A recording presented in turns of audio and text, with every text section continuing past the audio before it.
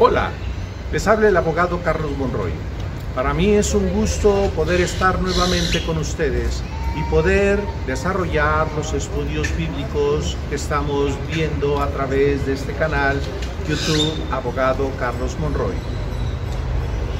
Le recuerdo que si usted no se ha suscrito a este canal, lo puede hacer. ¿Cómo es esto y qué implica? Usted apriete el botón o presione el botón que está aquí abajo que dice suscribirse, y de esta manera usted estará recibiendo periódicamente los estudios que yo subo a este canal. Usted estará teniendo también un anuncio. Si ve una campanita a un lado, apriete también la campanita y usted estará siendo avisado que cada uno de los videos que yo subo de estudios bíblicos que suba a la plataforma, usted le avisará que ha llegado, y para entonces usted lo pueda ver en tiempo y forma. Así es, yo le invito para que usted lo haga, se suscriba y que también toque o apriete la campanita para que le avise. También le quiero invitar, si usted le gusta cada uno de los videos que hemos subido, hay una manita arriba, aquí abajo. Eso significa darle like. Presione o apriete el botón y entonces de esta manera usted estará haciendo que los videos que estamos subiendo al canal se puedan reproducir de una manera de mayor cantidad de veces en la plataforma. Esto ayudará a que muchos puedan también ver y escuchar como usted cada uno de los estudios bíblicos que se suban. Y de esta manera estaremos fomentando la palabra de Dios con mayor cantidad de videos. También, si usted desea aportar alguna ayuda, alguna ofrenda, alguna aportación en dinero para seguir adelante a través de esos estudios que estamos dando, yo le agradezco de antemano. Usted lo puede hacer a través de una transferencia electrónica, Citibanamex, clave interbancaria, y ahora en este momento está apareciendo el número de transferencias con la que usted lo puede hacer. De esta manera, hágalo a nombre de Carlos Héctor Monroy Flores. Una transferencia electrónica a través de Citibanamex, clave interbancaria, y la que aparece en estos momentos. Y a nombre de un servidor, Carlos Héctor Monroy Flores. Yo le agradezco de antemano. Toda ayuda es útil. Poco, mucho, cualquier cosa que usted quiera aportar va a ser de mucha ayuda para desarrollar la palabra y los estudios de la palabra de Dios. Estos estudios lo hacemos con todo nuestro corazón. Si no tiene inconveniente, yo le invito entonces para que lo haga. Ahora continuemos con el presente estudio. Habíamos dicho que el profeta Elías le había anunciado a Acab de Israel que vendría una sequía. Esto le trajo como consecuencia que tuviera que esconderse de la presencia del rey, ya que recordemos que el rey estaba casado con una mujer de nombre llamada Jezabel, la cual era adoradora de Baal y también de Astoret. Y toda vez que la sequía era un juicio que había venido de parte de Dios por su idolatría, esto molestó en gran manera a Jezabel, la cual le pide al rey Acab, su esposo, que busque al profeta Elías hasta encontrarlo. Sin embargo, este se escondió donde Dios le dijo, en el arroyo de Querib. Las indicaciones de Dios fueron de que se fuera a este arroyo. La tierra en que habitaba el pueblo de Israel era una tierra frondosa, valles verdes, arroyos inagotables. Recuerde que esta tierra que habitaba el pueblo de Israel era una tierra dada por Dios como parte del cumplimiento de la promesa que Dios le dio al pueblo de Israel de llevar una vez que los saca de Egipto a una tierra llamada Canaán, una tierra que se describe simbólicamente como una tierra que fluye leche y miel. Esto hablaría de la riqueza productiva de esas tierras. Por lo que al tener una sequía en puerta, sería un verdadero contraste ambiental. Durante el tiempo de sequía, Jezabel ordenó a los sacerdotes de Baal quitarles la vida a los profetas de Dios que hubiera en la región entre el pueblo de Israel, por lo cual muchos de ellos fallecieron. Pero de no ser por un hombre llamado Abdías, que trabajaba para el rey Acab como gobernador de la casa real, el cual era temeroso de Dios, escondió a algunos de los profetas para que Jezabel y los sacerdotes de Baal no pudieran hacerles daño o quitarles la vida. Así lo vemos en Primera de Reyes, capítulo 18, versículo 4.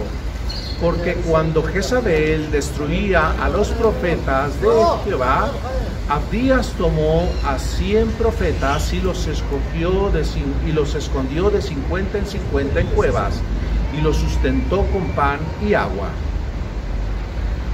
La crisis tanto de sequía como de la hambruna era devastadora, por lo que el rey Acab mandó a Abdías a recorrer el país en busca de pastizales, alguna fuente de agua, algún arroyo, alguna laguna, algún lugar donde pudiera haber pastizales que pudieran hacer que los caballos y las mulas del rey no llegaran a fallecer, sino que se pudieran alimentar. En el primer libro de Reyes, capítulo 18, versículos 5 y 6, dice lo siguiente: dijo pues Acab a Abdías: ve por el país a todas las fuentes de agua y a todos los arroyos, a ver si acaso hallaremos hierba con que conservaremos la vida a los caballos y a las mulas, para que no nos quedemos sin bestias. Versículo 6. Y dividieron entre sí el país para recorrerlo. Acab fue por un camino y Abdías fue separadamente por otro. Jezabel había ordenado a sus profetas de Baal que hicieran todo tipo de suertes y hechicerías para acortar la sequía y la hambruna en la tierra que habitaban, por lo que constantemente los sacerdotes de Baal desarrollaban ceremonias pidiendo revertir la orden dada por el profeta Elías referente a la sequía.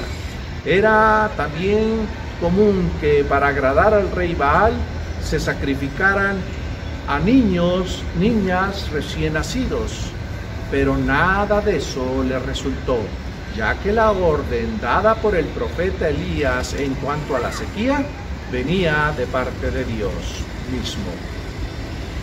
Sin embargo, con todo y el sufrimiento en que se encontraba el pueblo de Israel, su corazón estaba aferrado a mantener su idolatría. Recordemos que en el tiempo en que vivió Salomón y construyó el templo o la casa de Dios, se hizo una gran fiesta. El pueblo de Dios se regocijó por la construcción que había levantado Salomón.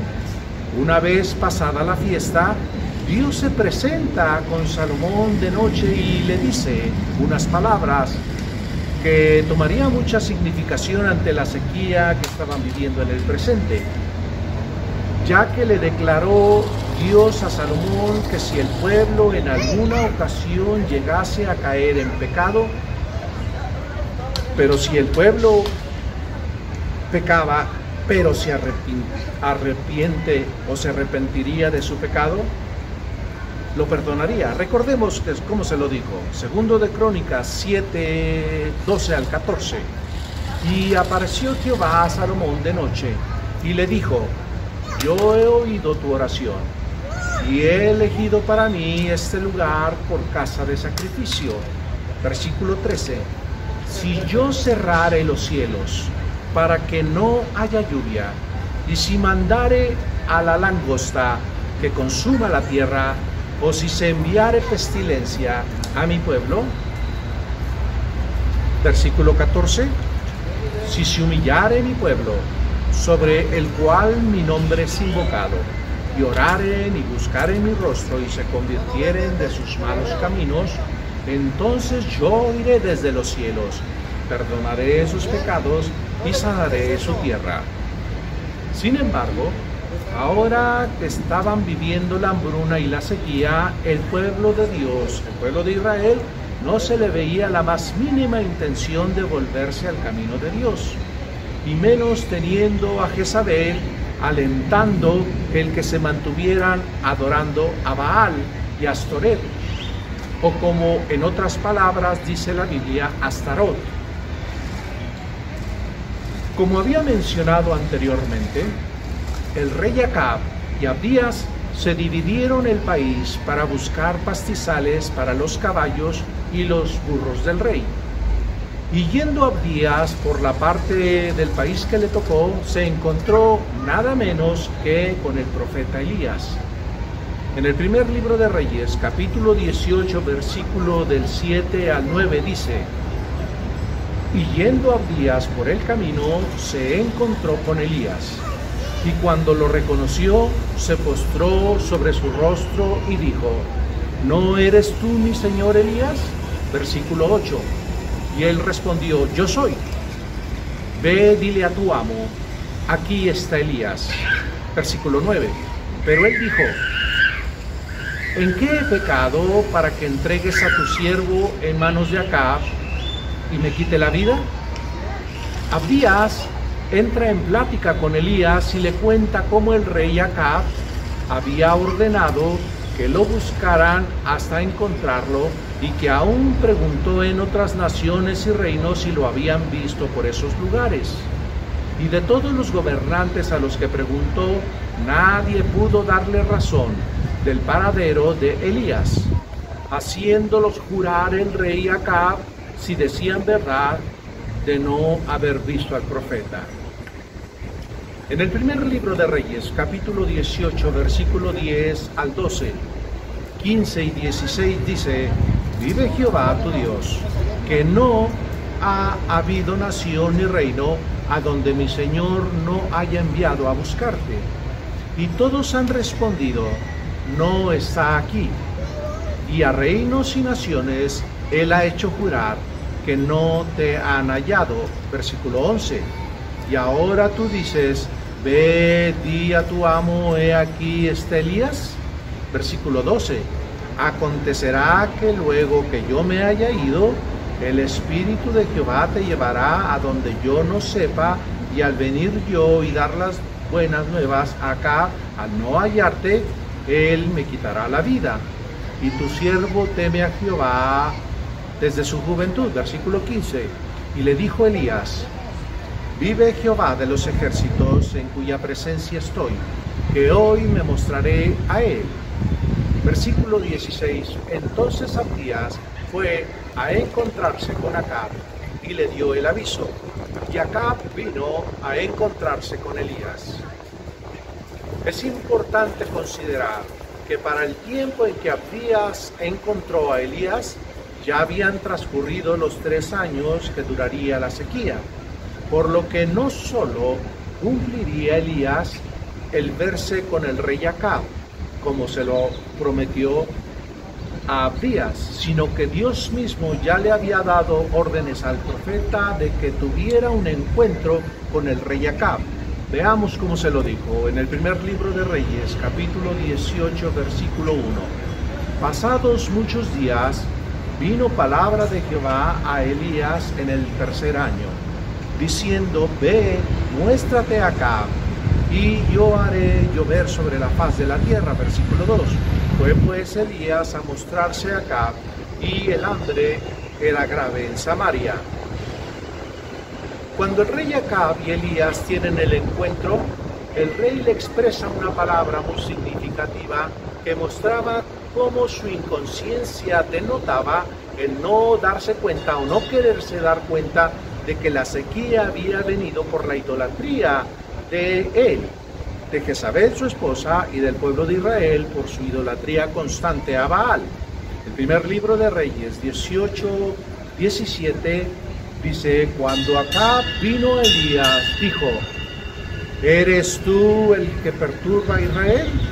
Esta expresión del rey denota cómo pretendía hacer culpable al profeta Elías de la sequía, aunque el rey sabía que era culpa de su idolatría.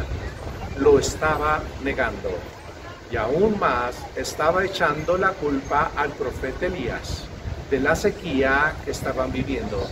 Sin embargo, el profeta Elías, ni tardo ni perezoso, le revierte la responsabilidad diciendo, en el primer libro de Reyes, capítulo 18, versículo 18, y él respondió: yo no he turbado a Israel, sino tú y la casa de tu padre, dejando los mandamientos de Jehová y siguiendo a los Baales. Podemos observar cómo Elías no se tienta el corazón para decirle al rey, con todo y su investidura y las consecuencias de poder recibir en su calidad de máxima autoridad una condena que lo pudiera llevar a la cárcel o aún llegar a perder la vida. Esto me recuerda y me hace tener una reflexión de cómo todos los que servimos a Dios proclamando su palabra no podemos actuar tibiamente ante conductas idólatras como las del rey Acab. Los mensajes tibios, sermones o enseñanzas llenos de actitudes consecuentes ante pecados tan graves y grandes como es la idolatría, no pueden ser motivo de ser condescendientes con ellos y con quienes los practican, con quienes los cometen.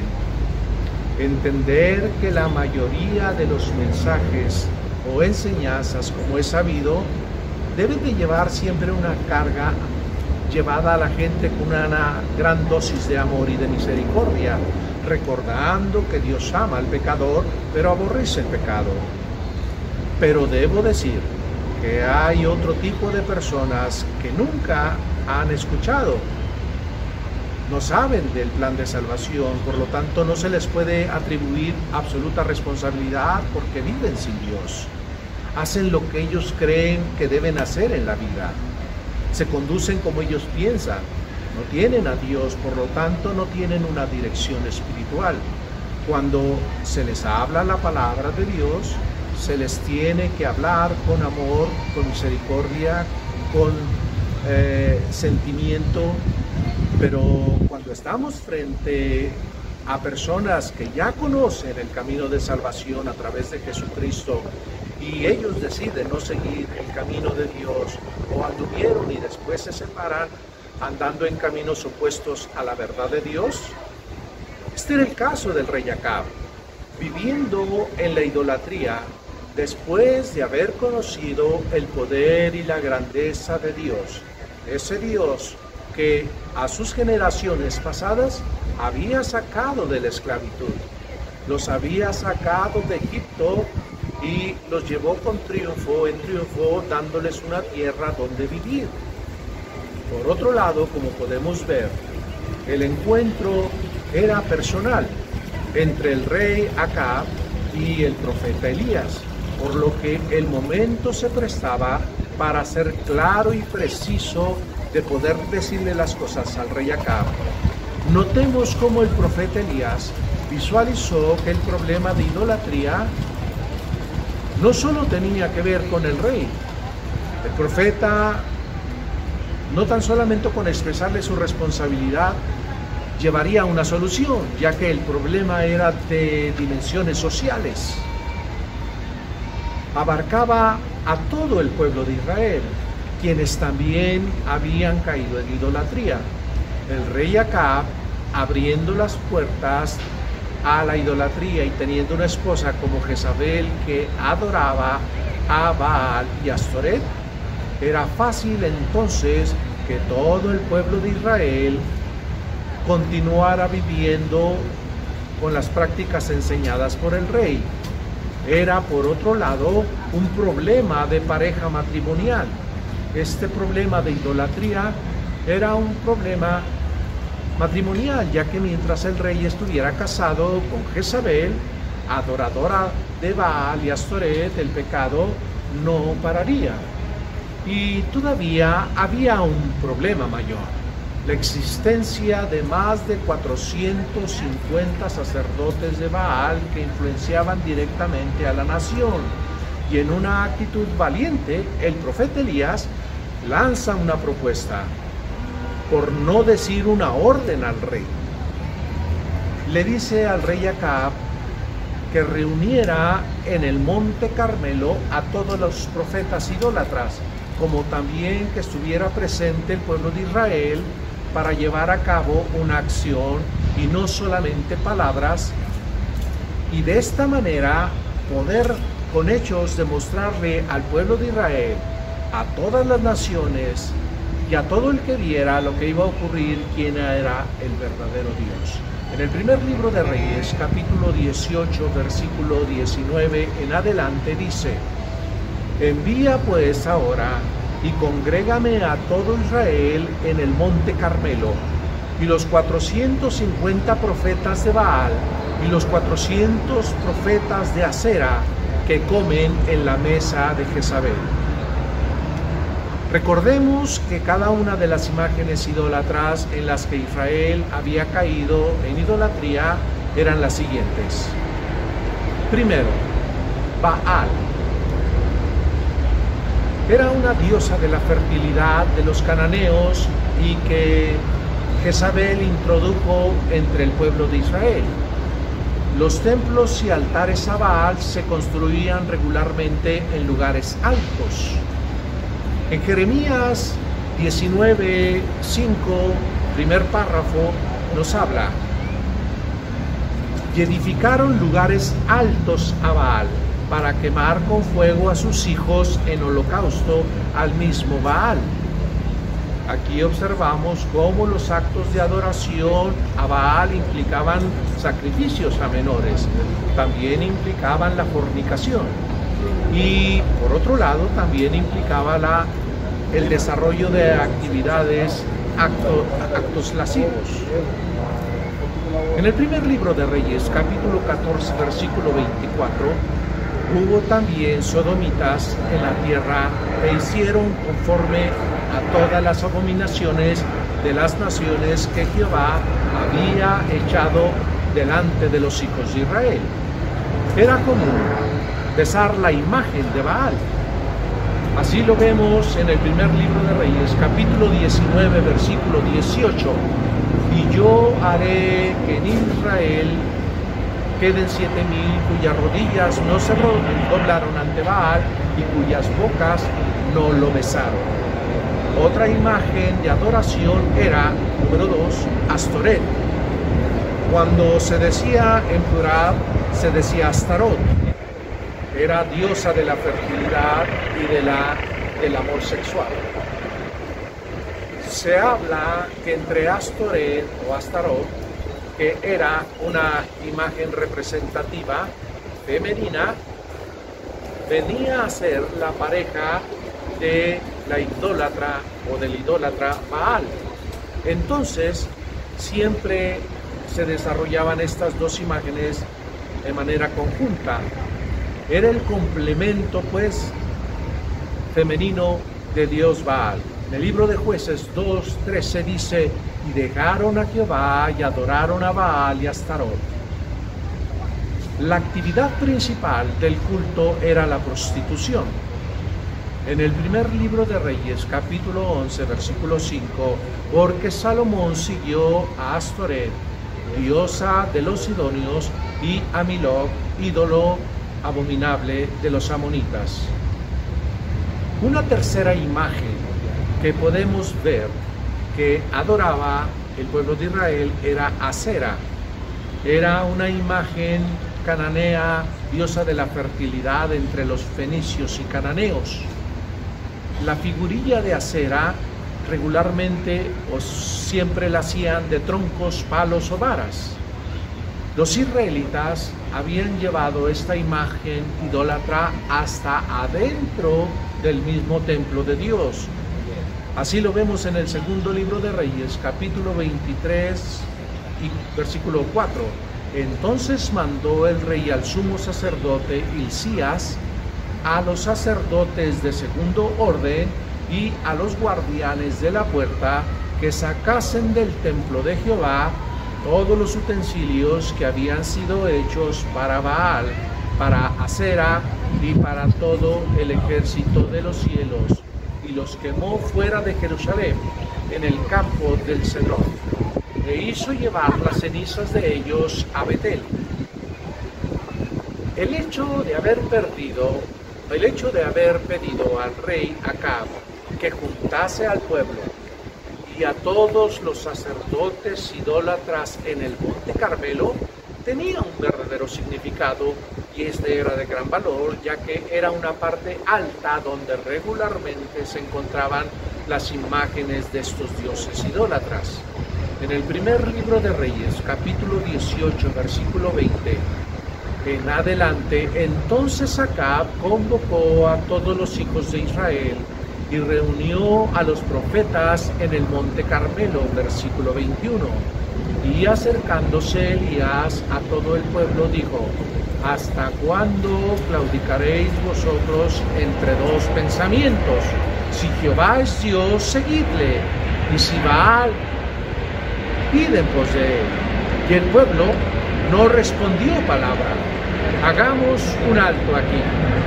Si había sido el profeta Elías directo con el rey Acab en cuanto a decirle que no era correcto la actividad idólatra que estaba desarrollando, ahora que había reunido al pueblo de Israel en el monte Carmelo, tenía al pueblo para poder decirles también que su conducta no era correcta.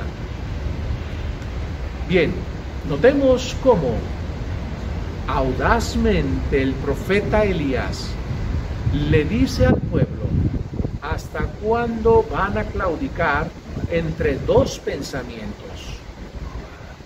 Si Dios es verdaderamente su Dios, síganle. Y si Baal, entonces vayan en pos de él.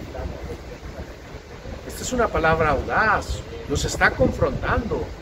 Y esto es algo que debemos hacer cuando estamos frente a personas que abiertamente y a través de sus necedades, de sus actitudes y constantes formas de estar pecando en contra de Dios, y nosotros tenemos la oportunidad de estar frente a ellos y querer enseñar las verdades de Dios.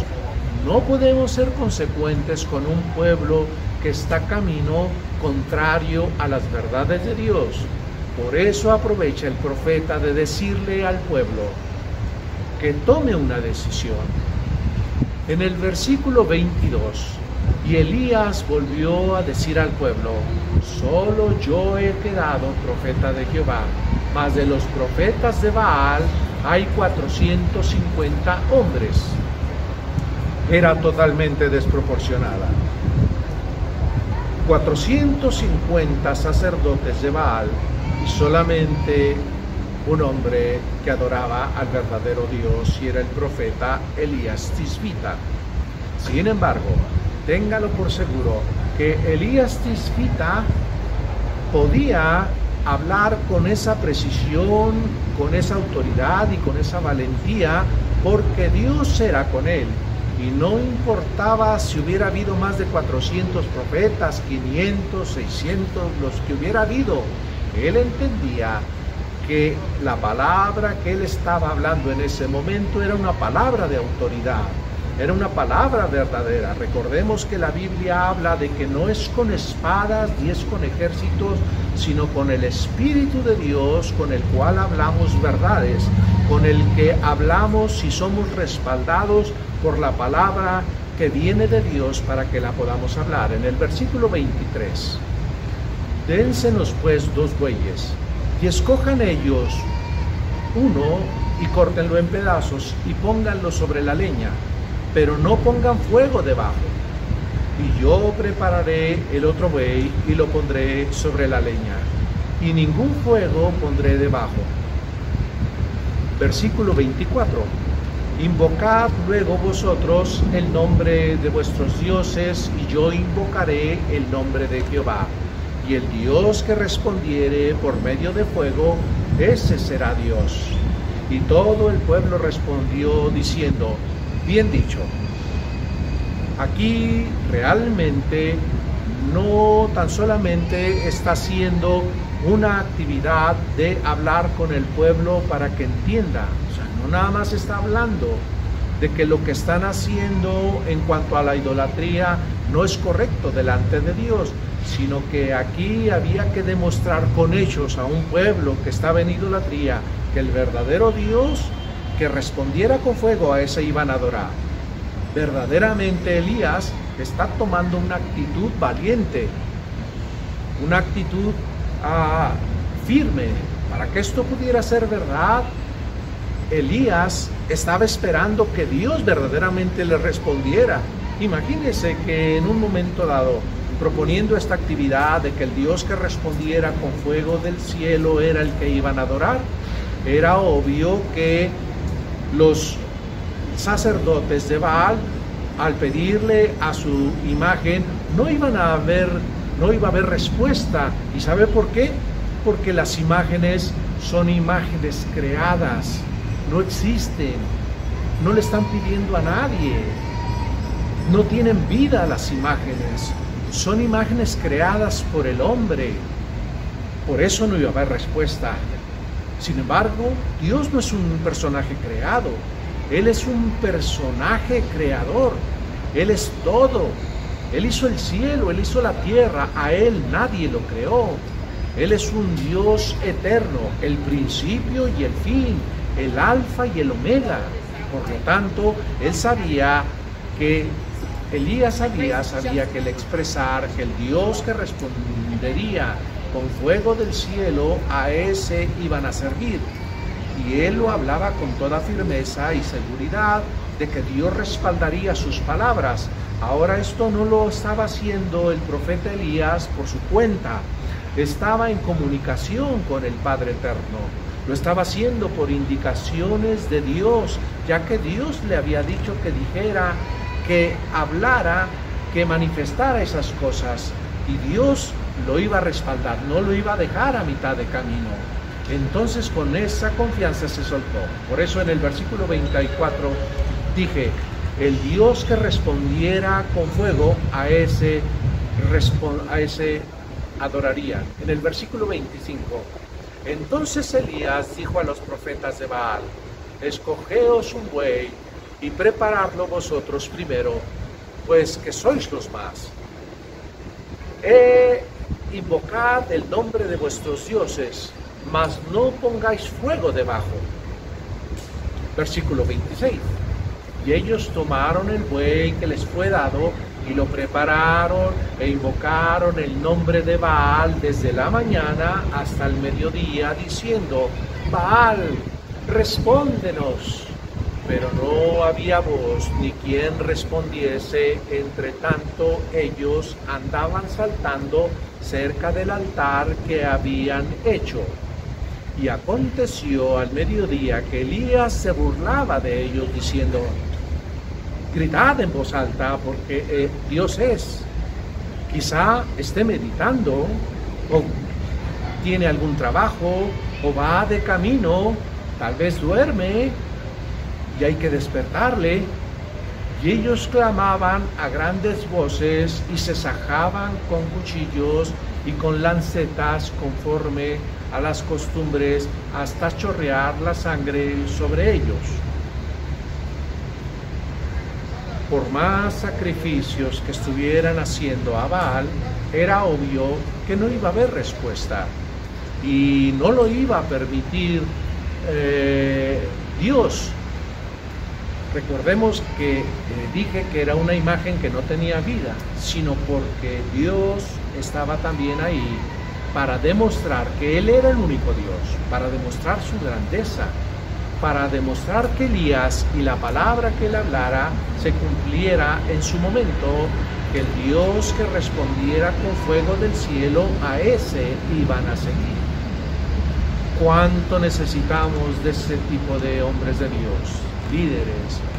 ¿Cuánto necesitamos de hombres que se paren en medio del camino, en donde puedan estar hablando una palabra con verdad y con seguridad de parte de Dios? Puedo reflexionar algo.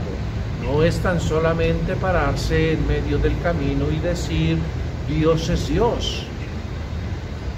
Quiero decirle que detrás de la vida del profeta Elías había una vida llena de oración, una vida consagrada, una vida que estaba pegada frente a frente con Dios, para tener una comunicación entre él, el profeta, y Dios mismo, para tener una misma identidad de lo que hablaran, para que tuvieran un mismo pensar, para que tuvieran un mismo camino por el cual debían andar para proclamar las buenas de Dios. Dios sabía el corazón de Elías y Elías conocía el corazón de Dios.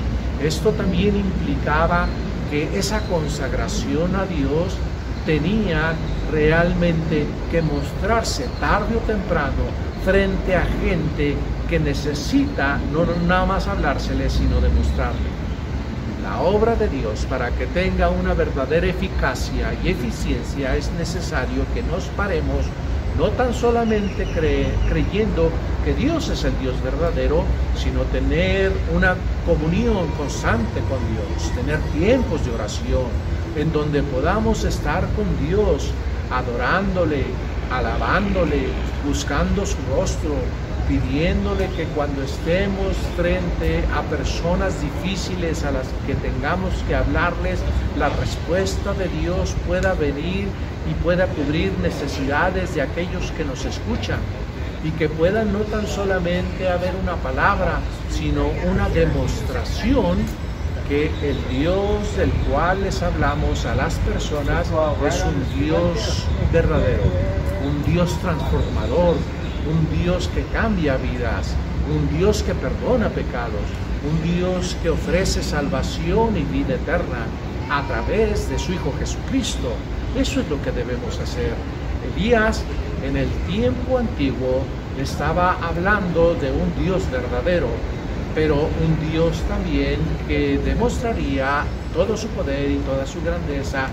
En el versículo 29, pasó el mediodía y ellos siguieron gritando frenéticamente hasta la hora de ofrecer el sacrificio, pero no hubo ninguna voz, ni quien respondiese ni escuchase. En el versículo 30, entonces dijo Elías a todo el pueblo, acercaos a mí. Y todo el pueblo se acercó, y él arregló el altar de Jehová que estaba arruinado. Versículo 31. Pero antes de ir al 31 quiero hacer mención, qué tristeza ver cómo el lugar donde se adoraba a Dios estaba destruido. Tuvo que arreglar el altar de Dios porque ya no se utilizaba. Era un altar olvidado, arrinconado, porque el pueblo de Israel ya no iba a adorar a Dios. Elías tuvo que arreglar las piedras, acomodarlo, ponerlo de una manera que se viera bien. Ya no lo utilizaba pues nadie. Todos adoraban al dios Baal. Entonces aquí Elías, arreglando el altar de Dios, que estaba totalmente arruinado, en el versículo 31 dice, y tomando Elías 12 piedras conforme al número de las tribus de los hijos de Jacob, al cual había sido dada palabra de Jehová diciendo, Israel será tu nombre. Versículo 32, edificó con las piedras un altar en el nombre de Jehová. Después hizo una zanja alrededor del altar, en que cupieran 2 medidas de grano. Versículo 33, preparó luego la leña y cortó el buey en pedazos y lo puso sobre la leña. Versículo 34, y dijo, llenad 4 cántaros de agua y derramarla sobre el holocausto y sobre la leña, y dijo: hacedlo otra vez. Y otra vez lo hicieron, y dijo aún: hacerlo la tercera vez, y lo hicieron la tercera vez. Las reglas que habían puesto eran de que no iban a poner fuego debajo de los animales de sacrificio que estaban esperando respondiera a su Dios. Esa era la regla que habían puesto para que no hubiera malos entendidos en cuanto a que había habido mentira o que algo de repente lo prendió y ya pudieron mostrar con alguna argucia que sí salió fuego. El profeta Elías va más allá y no tan solamente sigue la regla de no poner fuego, sino que también pide que arrojen agua sobre el sacrificio del animal por 3 o 4 veces, para que de esta manera no hubiera duda de que el fuego no estaba siendo truqueado o estaba escondido secretamente debajo del animal y que pudiera haber trampa y que de repente engañara a la gente y que hubo fuego bajo una argucia. Elías no quería por ninguna manera que hubiera dudas en el pueblo de que la respuesta que venía de Dios iba a ser una respuesta grandiosa, poderosa, y que no había engaño, de que el Dios que respondiera con fuego, a ese iban a servir y adorar. En el versículo 35, que de manera que el agua corría y también se habían llenado de agua la zanja. En el versículo 36, cuando llegó la hora de ofrecer el holocausto, se acercó el profeta Elías y dijo: Jehová, Dios de Abraham, Dios de Isaac y Dios de Israel, sea hoy manifiesto que tú eres Dios en Israel, y que yo soy tu siervo, y que por mandato tuyo he hecho todas estas cosas. Desglosemos este versículo. Dice: cuando llegó la hora de ofrecer un holocausto, se acercó el profeta Elías y dijo: Jehová, Dios de Abraham, de Isaac y de Israel. Está haciendo un recuento histórico de al Dios al cual sus generaciones pasadas habían adorado, y que el Dios presente y el Dios de siempre, siempre será el mismo. Era un Dios poderoso. Era el Dios de todos los tiempos, era el Dios de un pueblo escogido, el pueblo de Israel. Era el Dios de los patriarcas como Abraham, como Isaac y ahora de Israel. Y después dice: sea hoy manifiesto que tú eres Dios. No nada más anteriormente, no nada más históricamente, sino hoy. Manifiéstate que tú eres Dios de Israel. Y después viene otra palabra también que es bien importante o también observable, que yo soy tu siervo. Está incluyéndose él en esta serie de menciones, resaltando: yo soy tu siervo. ¿Cuánto necesitamos siervos de Dios hoy en día que se estén dispuestos a hacer la obra de Dios y que se crean que son hombres de Dios, que son siervos de Dios? Hay gente que hasta pena le da decir que son siervos de Dios, o dice: no, es mucha vanidad. Cuando verdaderamente eres siervo de Dios, no creas que es vanidad, es una verdad ante un pueblo que a veces no cree. Dios va a bendecir a los siervos de Dios cuando hablan su palabra y los va a respaldar. Pero si no te la crees tú primero, entonces ¿quién se la va a creer?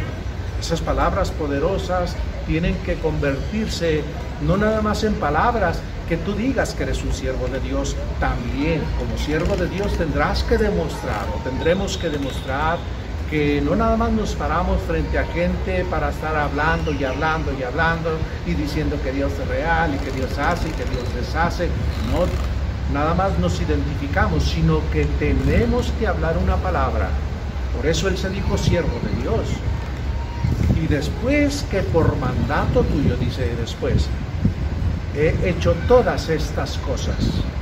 Elías no estaba actuando de manera personal, estaba actuando de manera conjunta con Dios. En el versículo 37 dice estas palabras: pero yo no quiero que las tome como una simple lectura.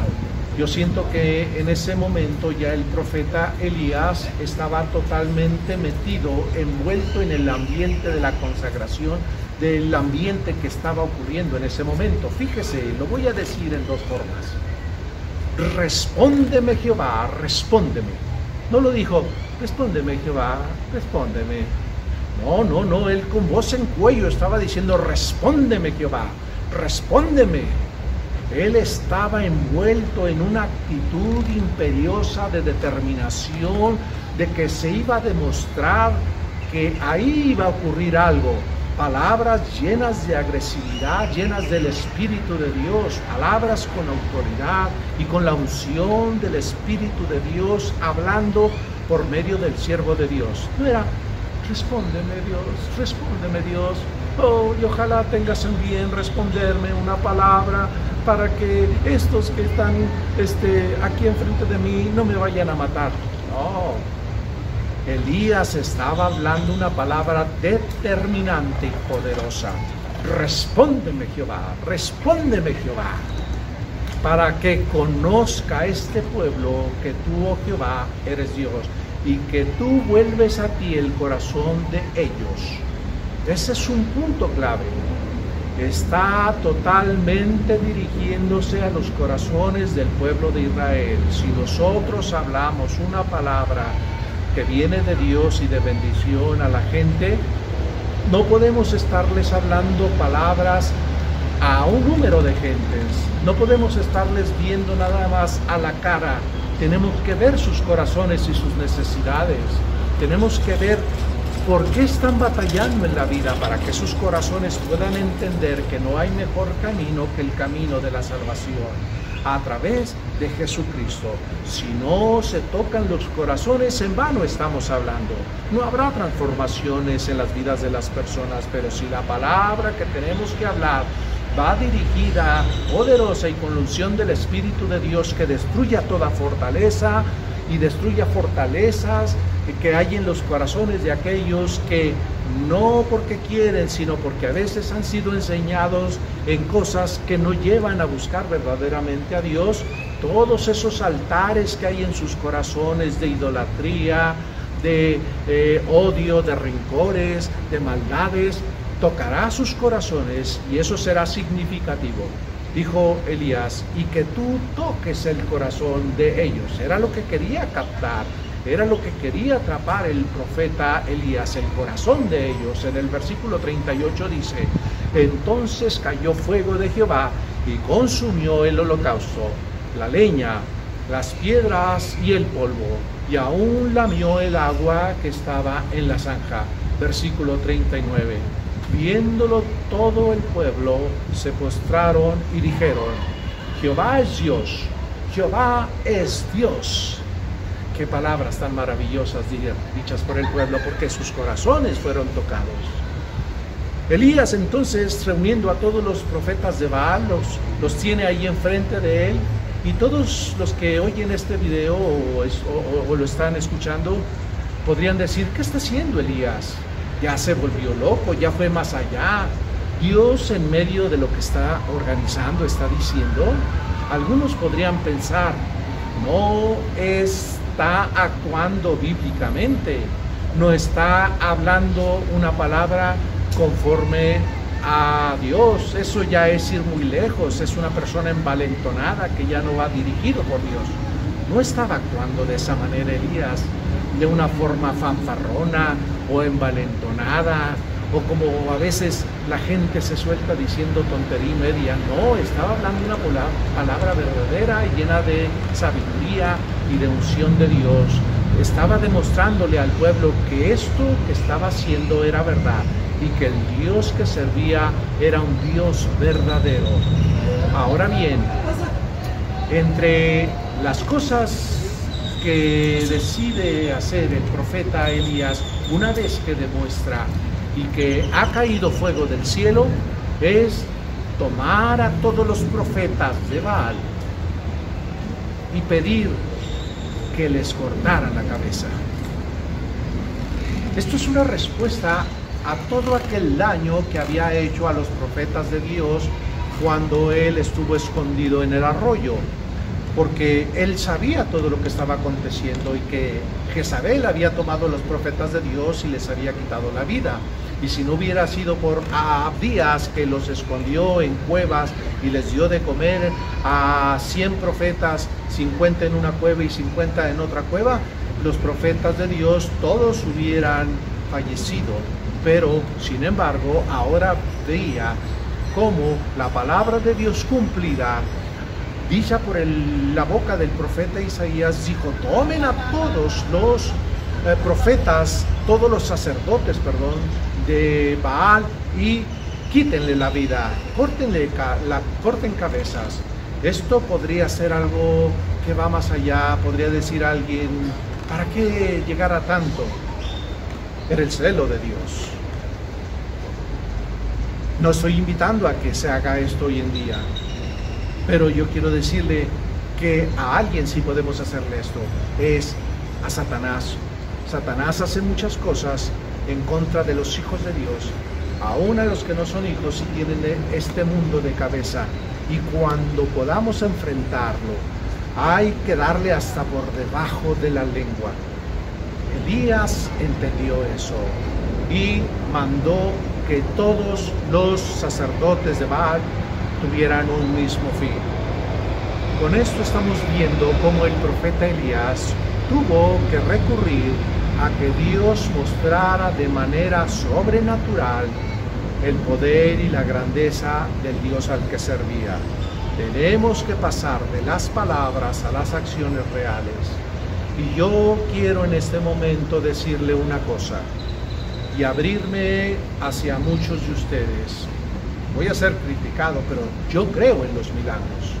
Yo creo que Dios es poderoso hoy en día para hacer que las cosas que están funcionando de manera incorrecta, o que están haciendo sufrir a la gente, o que están acabando con la vida de las personas en este mundo, que los tienen entristecidos, que los corazones están todos devastados y que no hay manera de cómo cambiar a hijos que andan en vicios, que andan en cosas que no convienen, que están entristecidos los padres por ver cómo sus hijos están envueltos en drogas y en cosas que no les convienen para nada a sus vidas.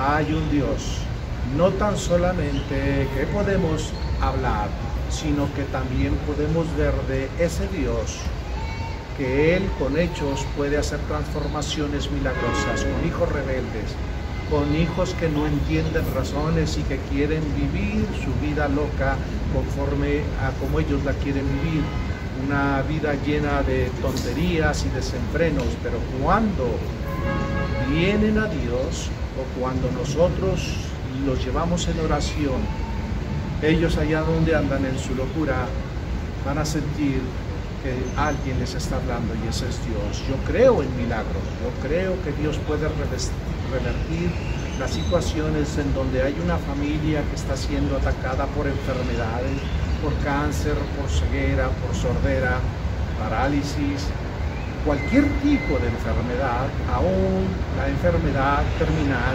tumores, enfermedades de cáncer, enfermedades que van a acabar con la vida de la persona, aunque todos tenemos que morir, y que va a dejar desolación y tristeza.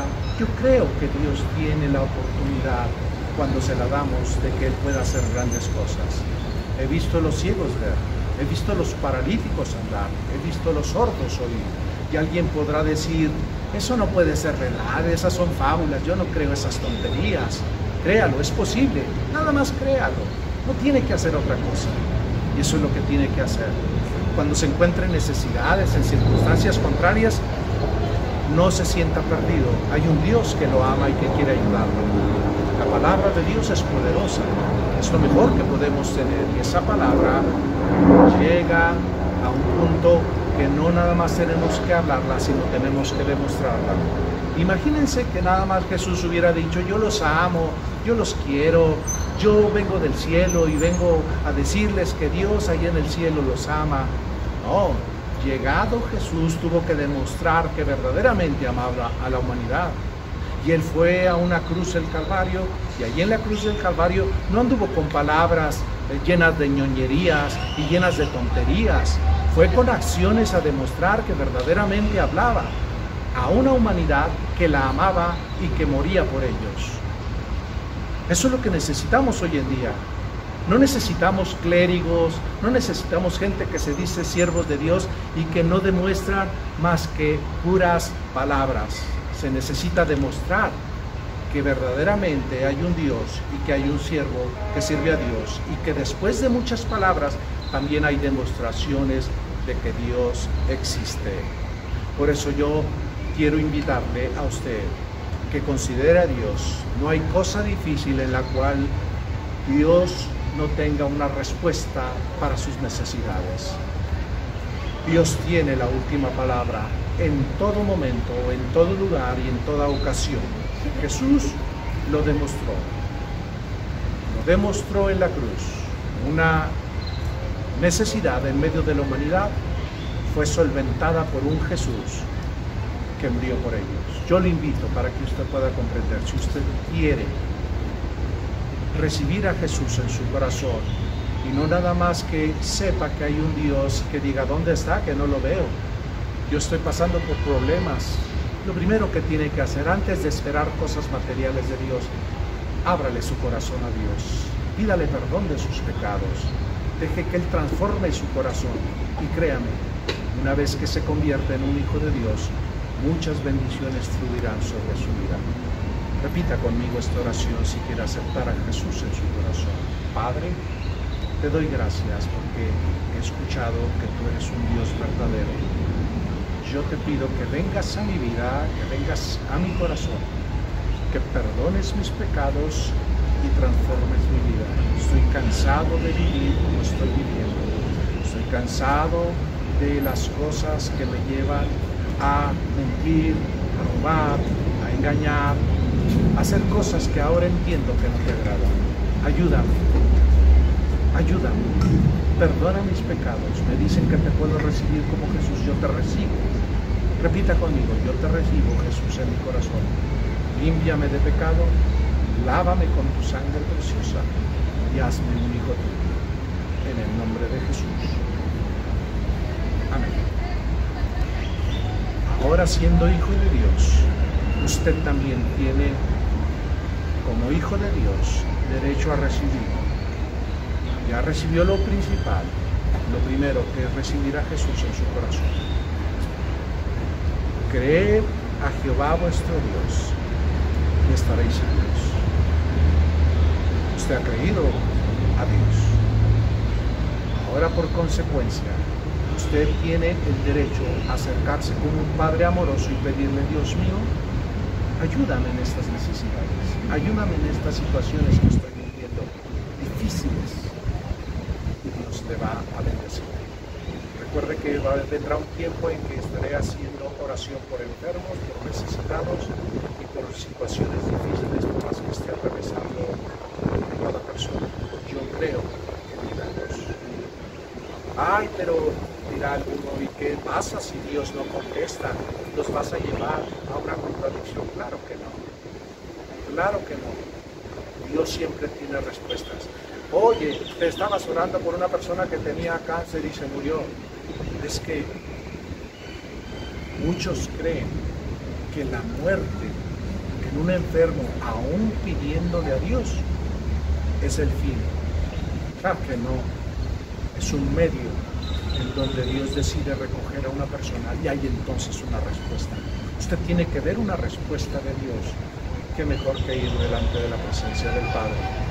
Morir no es una tristeza. Morir es una graduación que hace todo cristiano, todo aquel que ha recibido a Cristo en su corazón, para ir delante del Padre. Por eso yo digo que toda oración es contestada. Ahora, ¿cuándo va a ser contestada? Usted crea, Dios tiene un tiempo para cada uno de sus hijos, pero Él tiene una respuesta siempre.